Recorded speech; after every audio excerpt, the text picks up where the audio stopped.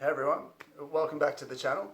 So today we're going to talk about how to treat your Achilles tendonitis from home. Now we're going to break this sort of video up into two separate sections. With the first section we're going to go through 3 exercises to treat the symptoms of your Achilles issue, so in the Achilles area itself. And then in the second half of the video we're actually going to go through 3 more exercises that will hopefully address the root cause of why your Achilles has become sore in the first place.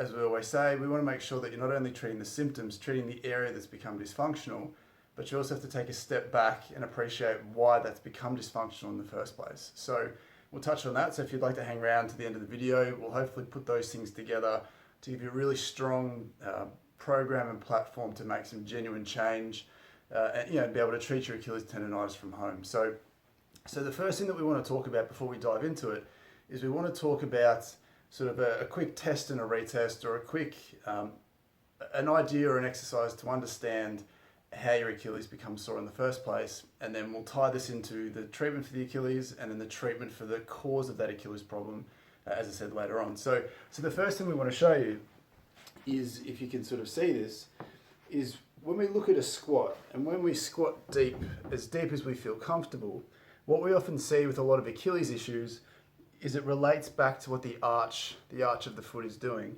And in a lot of cases, that arch tends to collapse, and it can be seen quite easily with something as simple as a squat. So what that looks like from behind, and why this is so important, is, I think you can sort of see this, is as you squat down, that Achilles should stay relatively vertical, straight up and down when we move. But what we often find is a lot of people tend to either turn their foot out, or as that arch collapses, we sort of introduce this oblique orientation to that Achilles. And if you're running and jumping and landing, what tends to happen is, instead of that Achilles being loaded straight up and down in a vertical manner, we often get this deorientation or this collapsing of the arch, which changes the way you load the Achilles, and over time it can become dysfunctional and sore, which is where a lot of people tend to be. So what we want to do with this is, one of the first things we can do is, if you have a tennis ball, lacrosse ball, anything that's sort of ball shaped, that's a bit grippy and has some density, we want to try and get to the Achilles tendon itself. Now, we don't necessarily want to place too much tension or pressure on the particular area that's sore for you. We just don't have to. But what we want to do is, we want to try and get the skin that slides over the top of that Achilles to move really well. And what a lot of people don't realize is, thanks to heeled shoes in general, we're often encasing this foot in this Achilles and compressing it through a shoe, and heat and compression, it sort of makes a little bit of a laminate effect where the skin, the fascia, the sliding surfaces and the Achilles, they can all sort of get glued down, and it restricts the way that you load that tendon. So in a perfect world, the skin around the Achilles, if you can see this, should be relatively smooth or relatively supple. You should be able to get a little bit of movement in there. When I bend my foot back, that tightens up a little bit. So for me, down the bottom here, it's a little bit glued down. So with the ball, we can basically get the ball into that area, and we can put some pressure through that and just gently do some frictions where you just put some pressure down and you're moving the ball backwards and forwards in different directions, trying to get that sort of skin to move better and better and better. And as you can hopefully see, or maybe see on the video here, there's a bit of movement that I can get out of my skin here. When we get down a little bit lower, there's not much at all. So trying to move that around, get that to move better, can feed a lot more slack into the Achilles and give you some more range of motion. So it's a really good exercise for sliding surface dysfunction, for stiffness through there. Now, the second piece of this that we miss a lot with Achilles issues is a stiff ankle. And we've gone through this exercise before in a previous video, but the banded ankle stretch is a really powerful way to open up your ankle. Again, feed some slack to that Achilles. So you need to be a little bit careful if you have an Achilles that's quite irritated and quite sore, but we want to find a happy balance where you're making some progress without irritating it. So how that looks, if you have one of these power bands, you want to attach it to something that's not going to move, and we basically want to slide your ankle into the band and stretch it out as far as you feel comfortable. And what we want to look at here is we want the band to be sort of just above the ankle bone. You can put it a little bit lower down if you want to. It doesn't matter too much, but play around with what you feel comfortable with. And all we want to do here is keeping your heel on the ground. We want to bend that back ankle as far as you feel comfortable. Now, one of the keys of this that we want to promote is that if you were to look at me from the front, so imagine that the band's going behind and not to the side here, we want to make sure that when you bend your ankle, that your knee doesn't bend inwards. Now, if your ankle is stiff, your body's going to try and find a way to work around that to get further into your range or to give you greater range to complete your activity. And what you'll notice here is that hopefully you can see this, is when I let my knee cave in, my arch collapses as well. So again, that changes the way we load the Achilles. So what we want to do is, again, when the band's pulling from behind, we want to make sure that your knee, at the very least, isn't caving in. We want it rotated out as far as you feel comfortable going without lifting up your toes or lifting up your foot. So we want your foot planted, knee rotated out, and then pushing as far forward into that stretch as possible. And again, we want to hang out here for 1 minute, 2 minutes. This attacks the deeper joint stiffness, the capsule. It gets rusty thanks to heeled shoes, a whole range of other things that we sort of get around in.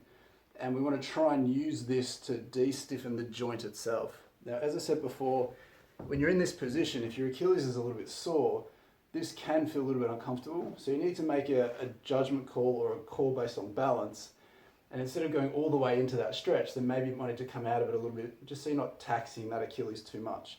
But it's a really, really powerful way to free this up. We want to make sure that you spend some time in this position. And it's not something that a lot of people know about, but it's a great way to do it. Now, the third thing we want to do here is we've talked about the sliding surfaces, making sure that the skin slides, so you're not encasing that Achilles in an exoskeleton of stiffness. We want to make sure that the joint itself, the ankle joint itself, is moving really well. And again, that just changes the way you load up that Achilles. And no sort of treatment is complete without making sure that the calf is moving very well. So most people know the big thick calf muscle, the soleus muscle, the deeper muscle under that big gastrocnemius, they both attach into the Achilles tendon. So again, if this calf is tight and bound up, again, it can change the way that you load the Achilles. It can become quite tight, quite sore. So a really good way to do this, and we've covered this idea in a previous video as well, but the way that we want to use this is we don't want to roll backwards and forwards.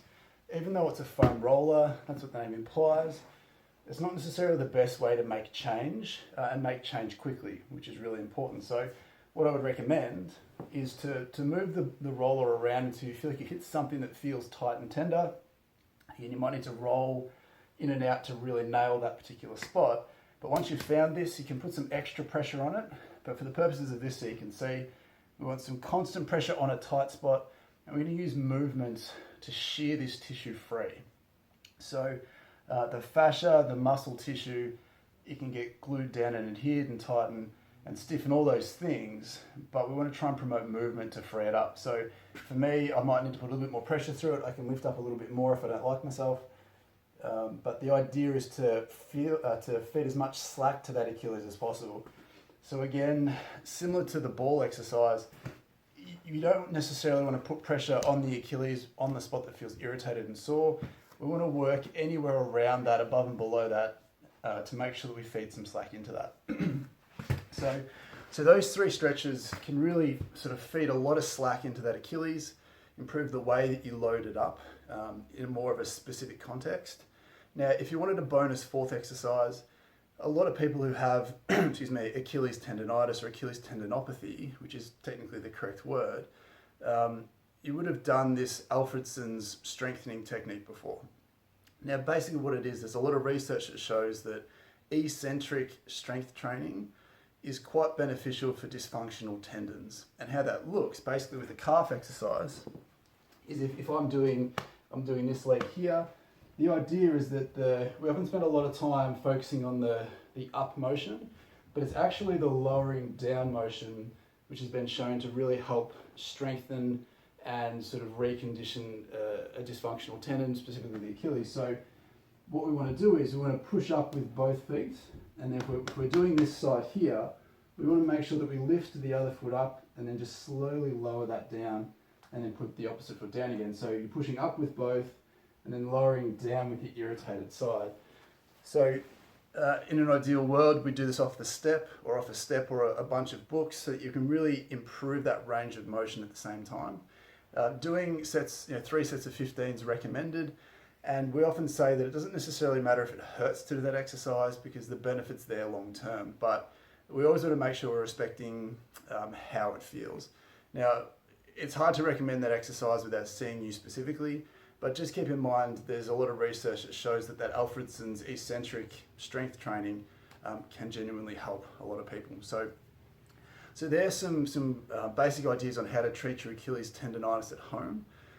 The next step of this, and potentially the more important aspect of this, is we want to show you how to get to the root cause of that tendonitis. So as we showed quickly at the start, often the underlying cause of a tendon dysfunction is the way it's loaded up. And the interesting thing about the body is that your Achilles tendonitis isn't just an Achilles tendonitis issue. It's a problem with your entire leg, and more so the lower half. So we're talking lower back stiffness, we're talking hip tightness, core strength, all these sorts of ideas. If they're not functioning or they're not in place, if they're not good enough, the consequence of that dysfunction can be felt anywhere in that system. And for people who have a tendon issue, that's the part of the system that isn't tolerating the way that system's moving. So it's not that your Achilles tendon, you've just got a bad Achilles tendon or it's bad luck. That specific part of your body isn't tolerating the broader mechanical faults that you have. It's just that a lot of them don't stand out until you go looking for them. So when we come back to this squat exercise that we showed before, when we're looking at a deep squat, if your ankle's stiff, we've spoken about how that can get your foot to turn out, it can get your body to work around that position. But the same thing can happen if your hip is stiff. If you can't rotate your hip out, you can only get to here as opposed to being able to get all the way out, then your body's going to hang around in this position more than it should. And if you don't have this hip rotation, again, you're going to be spending more time in this range of motion as opposed to this really stable, strong, well loaded up position. So one of the things we want to do here is we want to go through a rotational stretch, and that can be as simple as crossing one leg over. If this is comfortable for you, we can do something called the Pigeon Stretch, which a lot of people have seen, where we basically create this sort of external rotation at the hip and the knee, and you're trying to be in a position where you sort of drop down eventually to feel comfortable here. So for the purposes of this, we'll do it on the floor, but please feel free to do this on a seat or a bed, a couch, so that you're not having to really explore this deeper range if you're not ready to.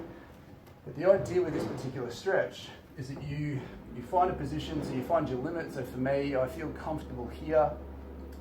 We want to get your brain involved. So what we want to do here is those glutes, we're going to take a deep breath in, and we're going to squeeze and tense those muscles for 5 to 10 seconds, and then relax. And you should feel like you can drop down a little bit further again.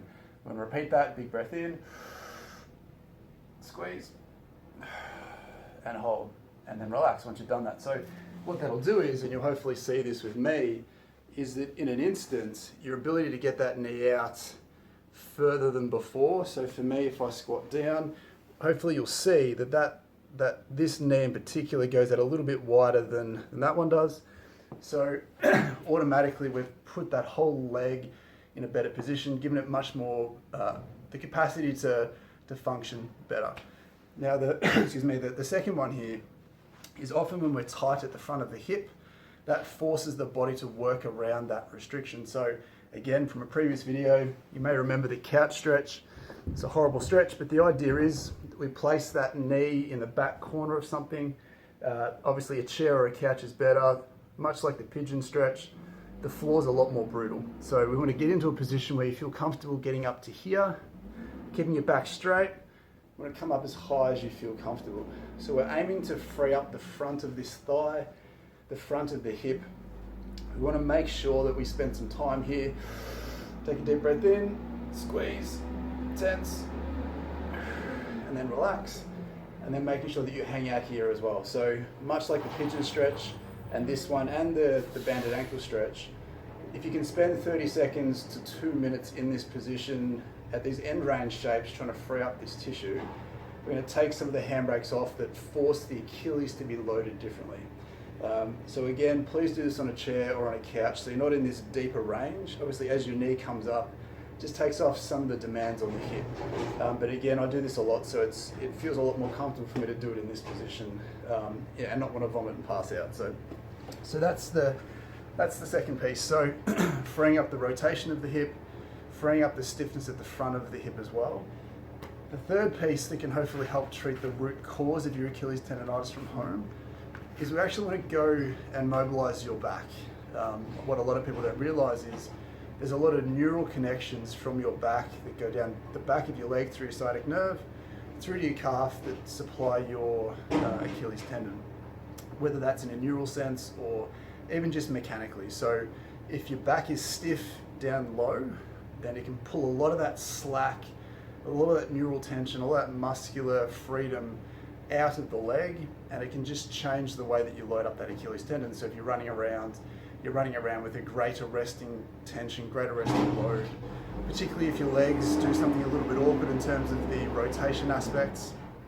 We want to make sure that we free that up. So again, with the foam roller, what we can do here is we can place it in your lower back. We can spend some time, again, we don't want to roll over it. It's a great time for the garbage truck to come. But the idea here is that we don't want to roll backwards and forwards, much like the calf exercise. We want constant pressure. So if you start at the base of your rib cage, we just want to move it around until you feel like you hit a spot that feels stiff. So for me, it's a little bit stiff here. And then we want to get you to recline back over that as far as you feel comfortable.